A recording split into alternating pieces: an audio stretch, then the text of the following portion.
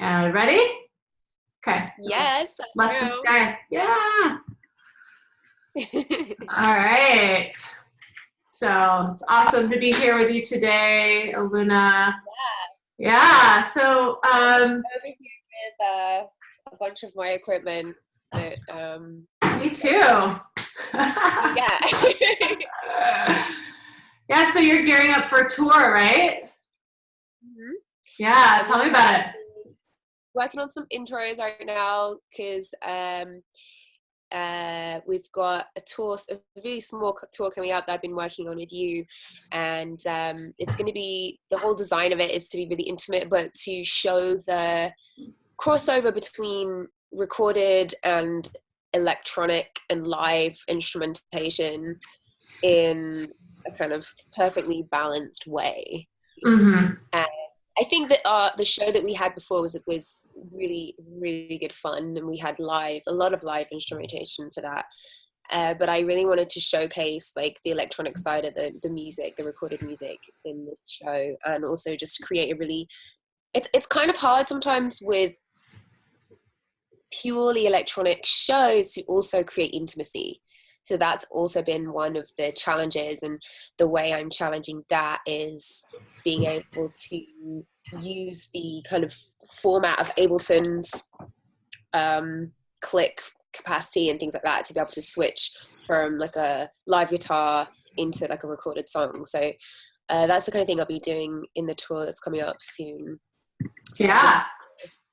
Awesome. Yeah. I'm really excited to see it, and we've been doing a lot of good work. So yeah. So tell me like a little bit about the process of how it's been, for you over the last year. I mean, you've been working really hard on taking your show to the next level. And of course you came to the Transmute Retreat almost a year ago, and that was really great where we first started working together. And just tell me a little bit about like what you hope to accomplish with incorporating Ableton Live and technology in your show. I think first of all, the question for me was, what is it that's possible?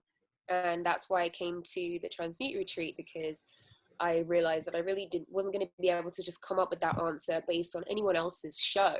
It's such an individual thing, and Ableton is so adaptable to whatever you want. And so the answer there is no answer to that. You have to just workshop it.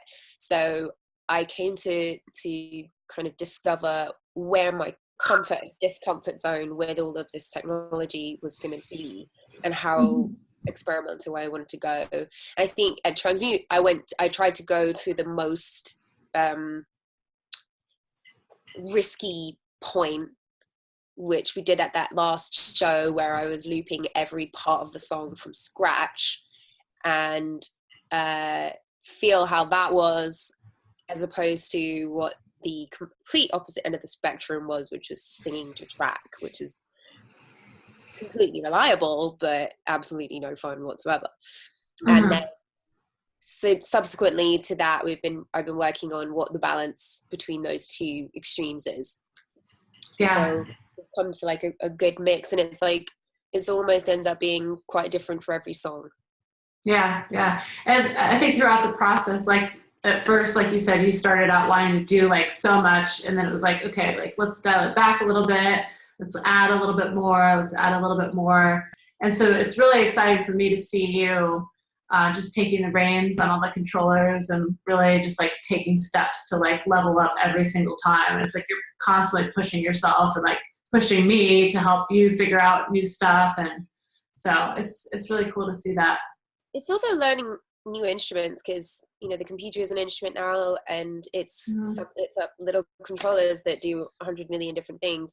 You have to fall in love with your controller as well, as opposed to thinking of it as just a tool, because it has to happen, Absolutely. Yeah. So tell me a little bit about like what controllers you're using now, and like kind of the evolution of what you've been doing. At the moment, I have a Arturia Mini Lab.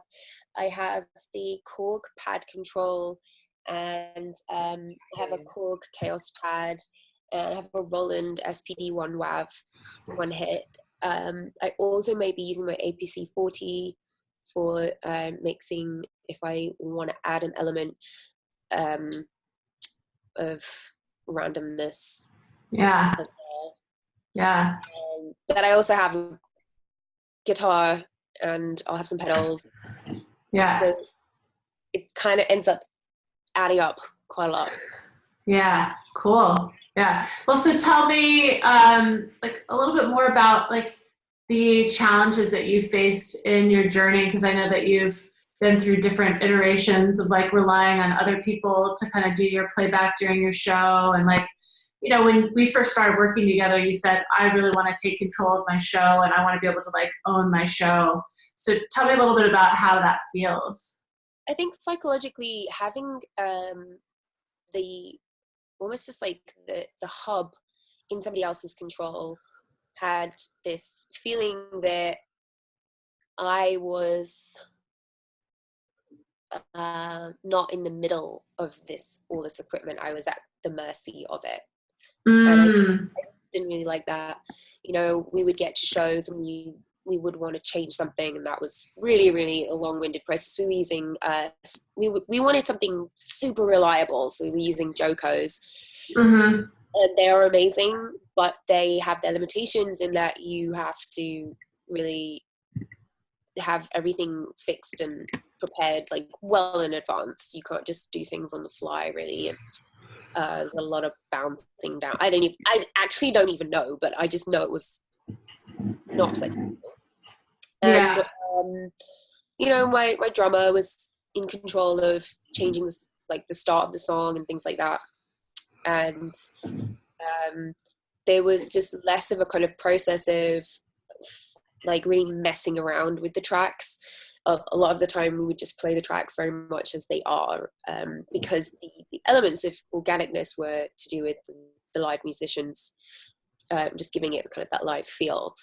And I'm also a DJ, so I love extended mixes, and I like to, there's a very different atmosphere that you can create with dynamics and elongating things in a live show that you wouldn't do for the radio or something like that. And I really wanted to access that. So moving into Ableton was really important to me, because I just wanted to feel I wanted to be in control of just the feeling of where the set was going from start to finish, like even just down to that last moment. If I'm speaking, I know when I'm going to finish speaking, as opposed to somebody trying to feel my body cues and then press play at the right moment, you know.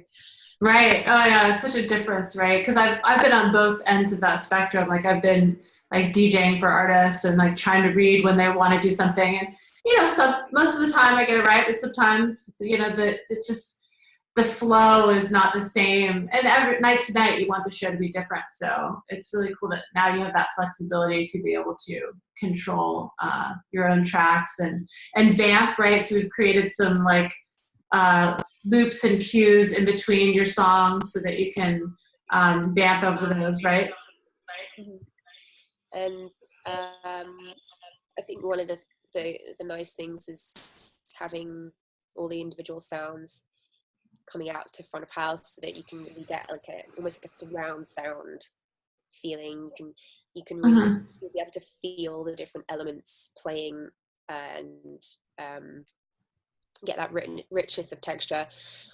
But yeah, one of the other challenges was definitely like, how much do I actually want to do when I already have quite a full-time job on stage, which is singing and connecting with the audience.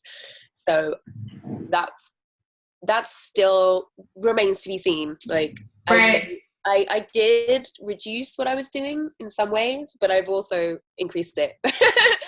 You know, I'm playing guitar and piano for the first time, so I've added those elements. But yeah, it's a work in progress for sure. Yeah, definitely. Well, and so also like as a solo artist, and you've had like some pretty massive shows, like, and you've opened for Coldplay and you've done all this stuff, right? And you've had to take a lot of crew on the road with you, right? And so it's like the solo element is just for the live, because George does mainly just stays in the production studio environment. And yeah, the initial reason for having the band was actually more to do with just taste. Like there was just a period of time where we just thought it sounded more interesting to have those live elements, and those was like really, really fun times, and they suited, like for the Coldplay run, like that really was the right sound, because Coldplay is also very live instrumentation and things like that. And so that was a really nice kind of wrap up of a period of music that where that's how we wanted to interpret these songs. But you know, you just want to change, and this is the change that I wanted. And I feel like it's two shifts. One is that I'm going more intimate because I'm the only person on the stage, and that's kind of going back to my roots of when I first started singing. I sang a cappella in small rooms, open mic nights, and at the same time I'm going more electronic. So these two opposing elements changing in like equal amounts. Yeah. So, I mean, I think it's great what you're doing. And I think a lot of people out there are trying to make these same types of shifts, you know, from like relying on other people to relying on themselves and really taking control of their show. So I think it's just kudos to you for doing it. And I just see the evolution of you from like a year ago, and it's like, oh, I'm so proud. It's awesome. Yeah. I think the one thing I have to manage, like I'm doing as much practice as I can, but there is just going to be a huge element of fear that I cannot remove, that is just going to happen. And I think that I almost wanted that. Otherwise, why would I throw myself in at the deep end like this? But at the same time, now it's becoming the reality of like, I'm going to be this much terrified. Yeah. I mean, I remember when we first met a year ago and you were like, I want to do this, and you were just starting out, and it's, you know, it's amazing because you envisioned it and you already knew. You're like, okay, this is what I'm going to do. How do I get there? And you just have been like consistently taking the steps to get there. So, and of course we all do things that we're fearful of. Like I always just try to do at least one thing every show, or like, okay, I've never done this before, I'm going to just try a new thing. And so you're like building, but you're also doing a lot at once. So it's awesome to see. Yeah, I made it kind of happen because I basically took the show off the road for a year, because I think one of the things that would happen is that fear factor would set in with the idea of unknown factors, and then we would have a show and you can't mess around with those types of shows. So I was like, I'm literally going to have to take the show off the road. Yeah. So that was also a big risk as well. Yeah. Well, and so going back to the retreat and, you know, the first time that we really started working together, like your mindset then compared to now, like what has changed? I think the acceptance of the unknown fear factor, like not letting that be a reason not to try new things, and not relying on the safety of seeing what other people have done or what other people do, and instead of sort of saying, well, that works, so maybe we should do that because that looks simple. Like if I look at a super producer who doesn't have live elements, for example, to their show, and they're able to have like really minimal outlay and things like that and minimal risk, that could be appealing because they're showing me that they've already done it and that works for them. But then I'm not going to get the organic feeling that I need, because I'm a vocalist and I'm trying to connect directly with individual people on stage. So I can't do that. So there's no point in me following somebody else's thing. But then if I don't do that, I'm doing something that nobody else is doing. And so the risk factor for me is like shoots through the roof, because I can't tell anybody that this is a good idea. So I just kind of stopped comparing myself to other people. I stopped looking at what everyone else is doing for any kind of reference point, and just was like, okay, I'm just gonna have to invent this based on what I need when I'm on stage.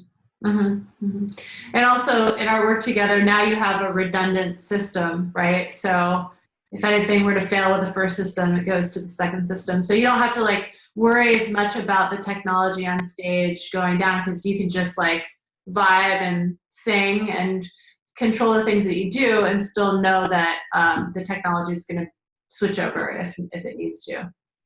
Yeah, absolutely. And I just recently saw someone who didn't, I don't know, I didn't get a chance to ask them what their system was, but they evidently did not have a backup system. So that their stuff went down like 8 times.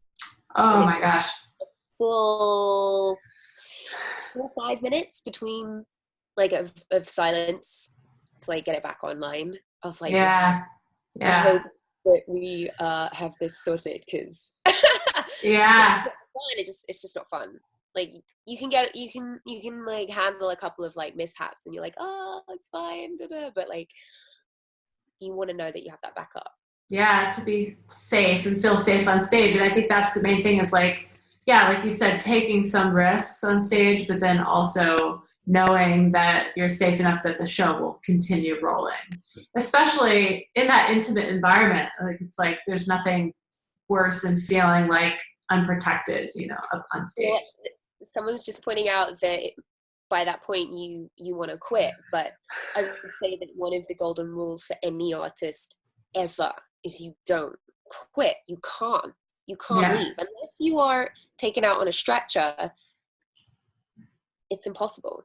Yeah, absolutely. You have to have something to do. Like for me, I have 3 backups. I've got the crossover to the other laptop, and then I've got my chaos pad that's going to go straight to front of house. I've got a guitar that's straight to front of house. I've got my vocal that's straight to front of house. So there's a few different things where I'd be like, okay, let's sing a song or whatever for a minute. If things went really bad. I've definitely had situations where the backup laptop also died.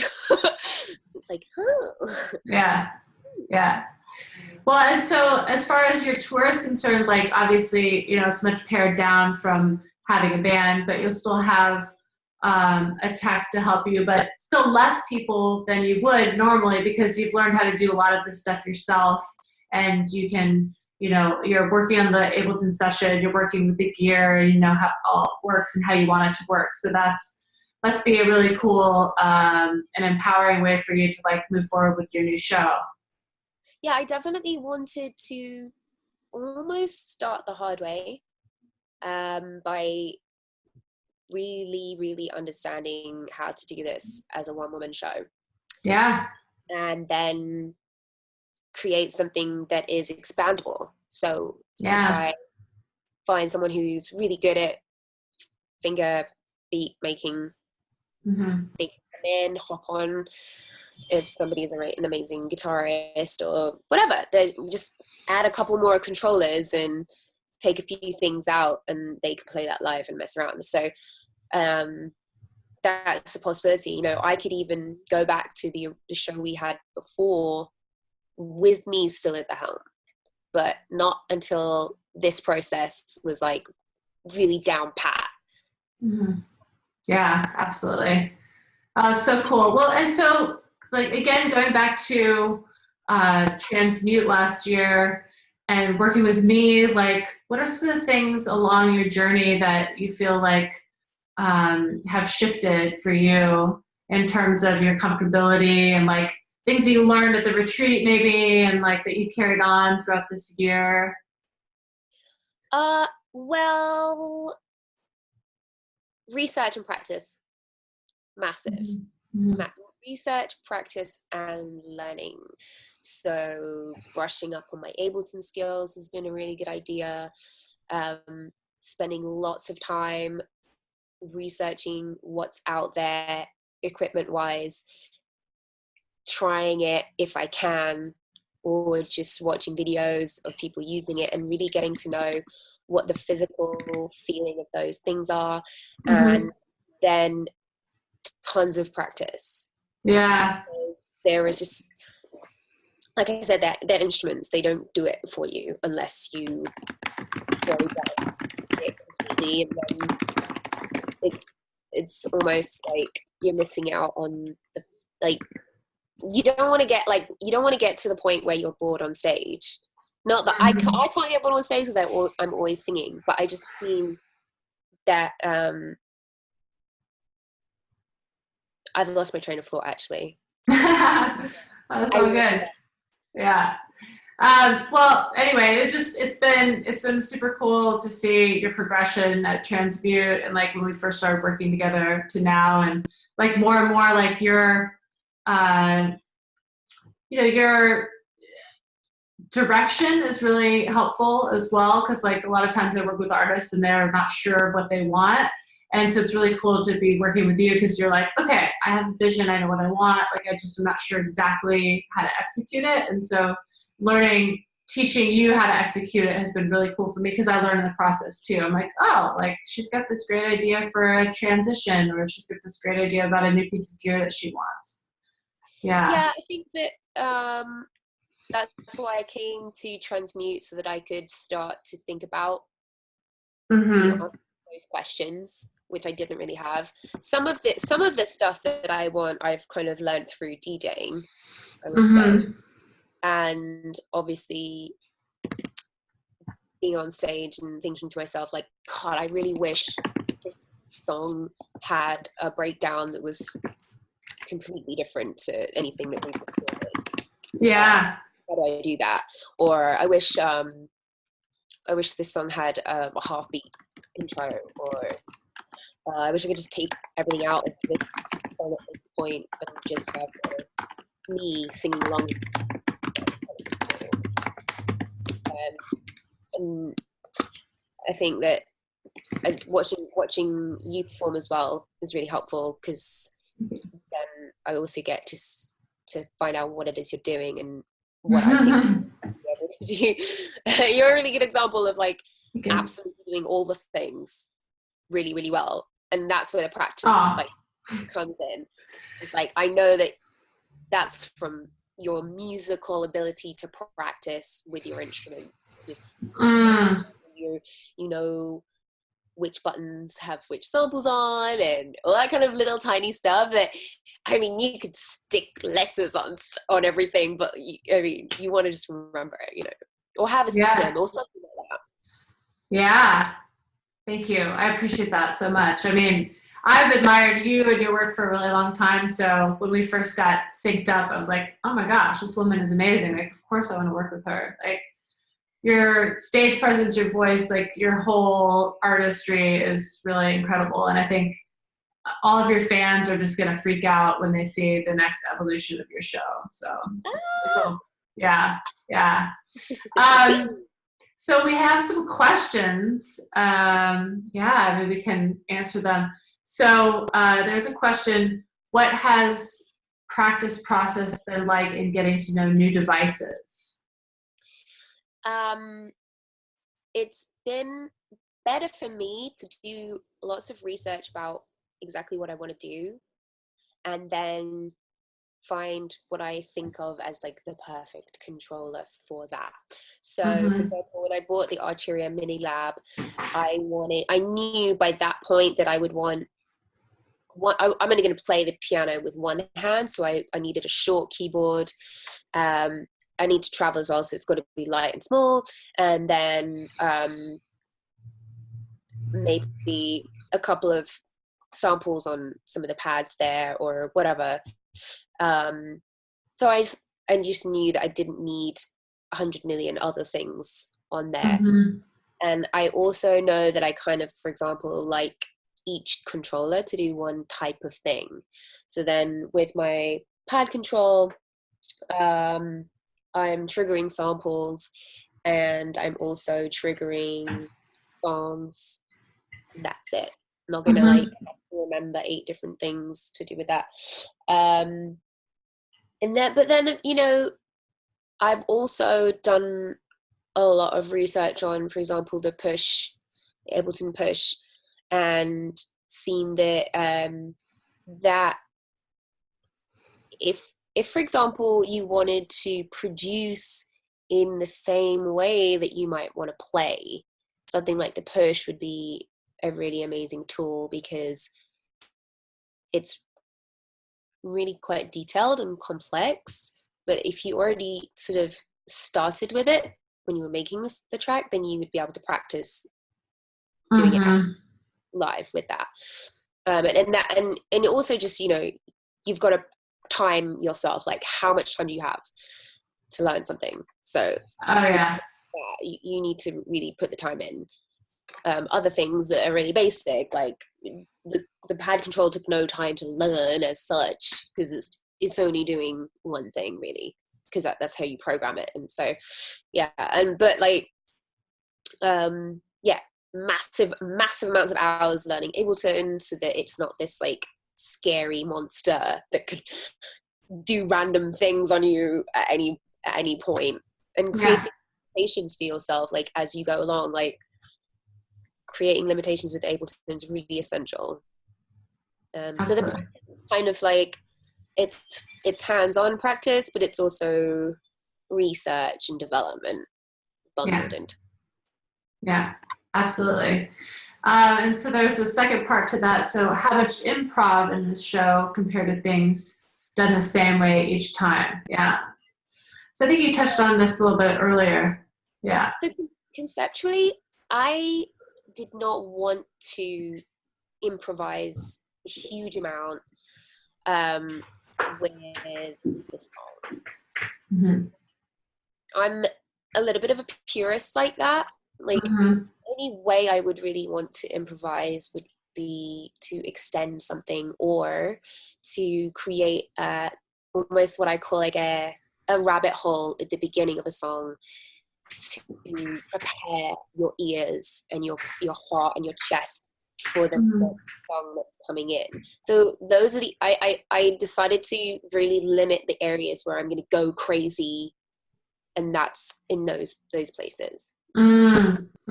Yeah, I think that's a really good plan. I mean, I do that as well in my live shows. Like I have just songs where I plan to improvise in certain sections, and it's mostly, you know, the full song, and then improvise another outside of the song structure and within. So I think that's really good process to kind of be in. And just every song is different, right? So some songs you really want it to be like true to the actual structure of the song, and sometimes you don't. Yeah, and I think you need to know what's reliant on like that improvisation. Like for me as a vocalist who's performing songs, if I go off the beaten track, it's probably hard. It's going to be hard for me to keep up as showing like the song. Whereas maybe if I'm using an instrument, I can follow that improvisation. So you need to look at what your main thing is that you're doing, I guess, to know how much improvisation is a good idea. Absolutely. Yeah. Cool. Okay, so another question.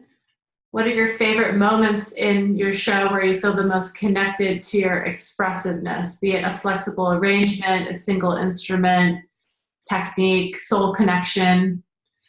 Favorite moments in your show. Well, I'd love to be able to answer that, but that is all remain to be seen. Right. This next tour that we're doing is really the very first time I'm doing this. So the Ableton show that I had before was more like a DJ set. So it is as different from this show as it could be, really. The only thing, they were both Ableton, but they're going to be so different. It's like alarming. Yeah, it's awesome. I remember the first set when we first met, and it was cool. It was definitely cool. And this is just a whole other evolution, which is, it's really beautiful. Okay, so kind of, I guess, another question which is related to that. So which component of your new live show are you most excited for your fans to see? I'm most excited about the inclusion of live instrumentation and the set that I'm putting together is going to show really like the link between the first album and this album. Song, and I'm playing songs that I've never played before from the first album. It's just a kind of very purist, like you'll know those songs if you followed Aluna George since the beginning of time. Hopefully there'll be some people in the audience that know those songs. Yeah, cool. So another question was, how did you find out about Transmute? I came to see you perform, Laura. Ah, yeah, that's right. Yeah. I had the time booked out in my diary to do something with my set. Like, I don't know, just sort it out and make it different. And then I saw you, and I was talking to you after the show, and you were like, oh, I'm doing this. And I was like, wait, stop, what? Yeah.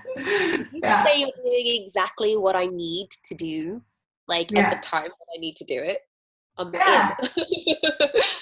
That was so awesome, because I remember you being at the show. First of all, I was like, wow, okay, she came to my show, that's great. And then I mentioned it during the show, and then I thought, oh, she's not gonna come, like she's super busy, whatever. And it was soon after the show. It was like only a few weeks, I think. And then you were like, no, I'm in. And you came, and we had a blast. It was super fun. And that was crazy, because that was the first time I started canceling shows. Like, I was like supposed to do like big shows during that time, and I was like, I have to make a choice. This is it. This is a transit. This is like a moment in time. Do you just carry on the path that you've been on, and you know where that leads because you've been there before, or do you want to try something new? I was like, oh my God. Yeah. And also there was, a big part of it for me was the health and wellness aspect to the retreat, which I think helped everyone to kind of relax into doing this kind of work, because it can be really daunting, and there's a lot to the technology and to the process. And so I tried to facilitate it in a super chill way. Well, one of the things that combination did was, so you've got a bunch of learning and technical stuff, right? But how do you set dreams and goals? And so in those health and wellness areas is where I would start to really set unbelievable goals for myself. Like, I'm gonna recreate my set with loops. I don't know, like, which I actually did at the end of the Transmute show, just to see like how absolutely terrifying, but you were amazing. Yeah, it was amazing. Yeah. Cool. So what kind of sounds and sound artists inspire you to make music and design for your show? Is another question.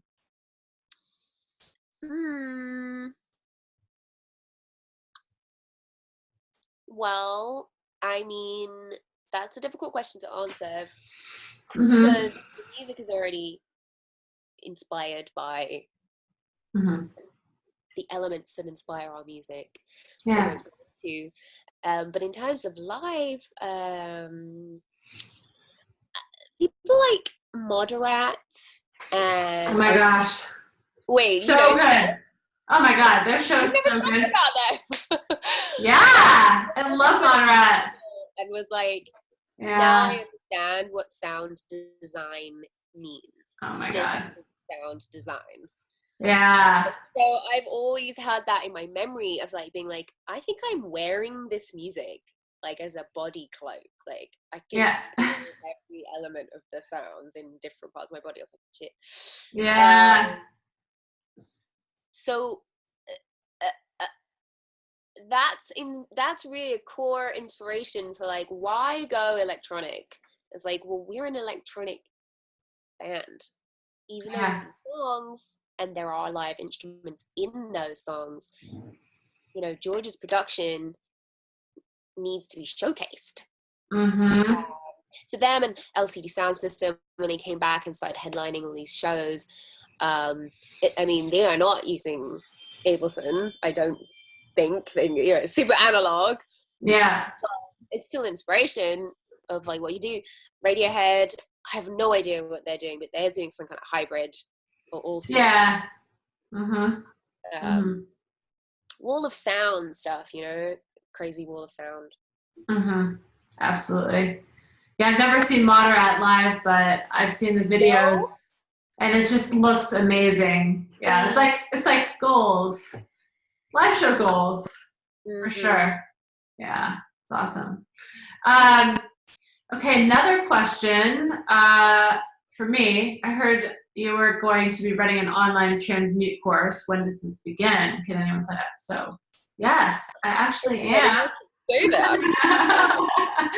Yeah, so a lot of people have been asking me about Transmute the retreat, and I was going to do it again this year, and you know, I just decided I'd rather like open it up to more people because not everyone could come to Florida. Like people were saying, hey, we can't make it to Florida. When are you going to do this? And I just had this idea to do an online version of it and just combine, you know, what I'm doing with you, with your live show and helping with the process and really like breaking it down from start to finish. So it was like starting with goals and dreams and really just like looking at inspirations, looking at what artists are inspiring for your show, and then just taking the participants on this process too, like ending with this final goal of having a show set up and what that means and using technology, using Ableton Live and really envision what that's going to be like. And then also showing what I do with my show and my process and how I started with, you know, some ideas and took it to this level and this level and this level. And also just to have like a community aspect of it to, so that all of the participants in the course could get feedback from other people all over the world to be able to show people what they're doing with their show. We're going to have performances throughout the course where people are going to live perform online and get feedback. So it's really just like a big experiment, but I'm really excited about it because there's so many people from around the world that have hit me up and said, hey, we want to work with you. How can we make that happen? And so I'm just excited to be able to put this into a format where it's like, okay, this is like stuff that I've been working on for years, but now I've distilled it down into this 8-week module course. And every week we're going to be doing a live Q&A with me. So it will have these different modules as well as Q&As and me answering questions. So yeah, and of course the online performances, which is just going to be wild because people have like all of this technology and they're doing such different interesting things. Like when I went to the Loop conference, I was like inspired by all these different artists there in my own show. And so every time I'm around other people and really get to look at their process, it's just like so illuminating. So people know so many different things. Like I'm learning stuff all the time as well. And it's just really cool. So I'm very excited about that. It's starting in January and we are accepting applications now, which is awesome. So yeah, thank you for asking about that. When I did Transmute, skill level was kind of like, I don't remember, was it a basic knowledge of Ableton or was it more advanced? Yeah, it was like a basic knowledge of Ableton, and so that's what's required for this course as well. So we're not going to be like doing super beginner stuff, but just assuming that you have a working knowledge of Ableton coming into the course. And of course, we actually have resources for leveling up your game. Like we've put together a resource package, so if someone wants to join and they want to like get to that level, we'll send them like some videos and different things to watch to like get to the level that they need to be at. That's cool. Cool. Get up to scratch. Yeah. We've got some other questions. Oh, cool. Awesome. Very interested in the course. Sweet.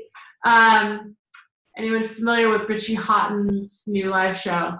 No, but I do like Richie Houghton. I'll have to check that out. Saw George Fitzgerald recently. I don't know who that is. Do you? No. Okay. George. We'll have to check out George Fitzgerald. Another comment. it's crazy how many ways you can loop in Ableton Live. Oh my gosh, it is. Like, I was just discussing that recently, and there's so many different ways, and like Max for Live things, turning things on and off, and like so many, like Bink Beats is a really good example. I saw him at Loop, and he was doing all these automated, like his whole song was completely automated. And I do a lot of that too as well with my looping stuff. And it's just like really inspiring to see artists like completely building stuff from scratch. It's so cool. The loop recording is on the grid, and so you have to practice knowing that at this point it's going to loop you. Yeah, absolutely. Yeah, you have to just trust that it's all going to work, and you can't screw up. Yeah. Or you can't. Sometimes you can. And it's fun. Yeah, it's fun. Like it might be. Like, even if you had the ability to go back and delete something that you've just looped because you did it off time, how many times are you really going to do that? You're probably just going to be like, I'm not going to stop and re-loop that. I'm in a flow. So you may as well just learn going with the flow. Yeah, absolutely. And like, actually in my Ableton Loop presentation, I left my vocal looper on, and the audience clapped, and it was, the clapping came back, and it was awesome. People laughed. It was just like a funny moment. So, good. Yeah. Okay, couple other questions. Are you using Ableton to only control your sounds and instruments, or you're also using it to control your lights and visuals as well? So I'll just speak for myself. I'm using it to control my lighting and visuals and just everything all at once. And that's one of the things that I'm going to go over in the course, is how to set all that stuff up, which is really cool. I think Aluna, right now, you do have some visual stuff, right? You have like, yeah, but I'm not doing video. Yeah, because it's more centered around like you and your stage presence in your show, and yeah, as an artist, yeah, and yeah, stripped down. Yeah. Mm-hmm. Yeah, that's good. Hooking up like the lights like you did yesterday, that could be fun though. Yeah. With, was it mix something? One for Max. MIDI lights. MIDI lights on Max. Yeah. Max for Live. Yeah, it's a really good one. It's free. Okay, another question. It's CliffX versus IAC versus Ableton Looper. That's why I love Push 2. You can delete a dodgy loop. Yeah, you totally can. Yeah, especially if you have your hands free to do it. It's awesome. Yeah, there's so many different ways. Yeah, I guess that's a continuation of the looping thing. But yeah, there's so many different ways to loop, and yeah, it's super fun. I'll definitely be exploring all the different ways to loop in the Transmute course as well. Yeah, so we actually are running out of time because I actually have a session in a little bit. I know that you're at school, right? Well, practicing? I've broken in and I'm just using the studio to practice. So. Yeah, that's awesome. Cool. So yeah, I mean, oh yeah, there's a new pedal for Ableton Looper. Yeah. Oh, thanks guys. Awesome. Well, thank you so much for showing up, everyone that was here. Thank you, Aluna. It's been awesome. Yeah, it's always great to work with you and see you. And yeah, I look forward to seeing your show in LA soon, and I'm going to be cheering you on. All right. Awesome. All right, I'll see you soon. All right. Thanks, everyone. All right. Bye. Bye.